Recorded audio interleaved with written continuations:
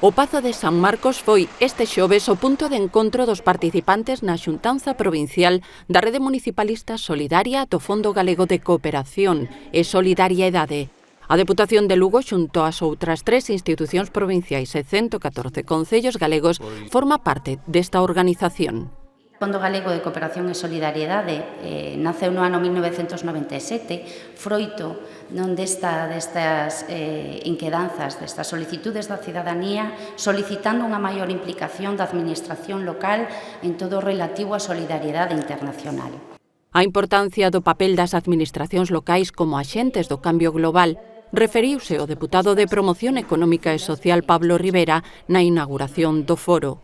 Enfrentámonos, como decía, a grandes cambios a nivel global, pois desde o cambio climático, migracións forzadas, estamos vendo conflictos armados, polo tanto, calquera pequena reacción que nos adoptemos dende as institucións creo que é fundamental.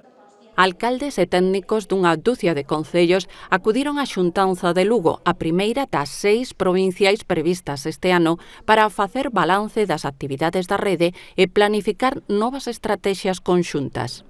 Cando vamos aos proxectos, as iniciativas que se impulsan en países como Cabo Verde, como a Guinea-Bissau ou como Mozambique, nos din que para eles non son proxectos pequenos ni iniciativas pequenas, sino que para eles son grandes, de grande importancia.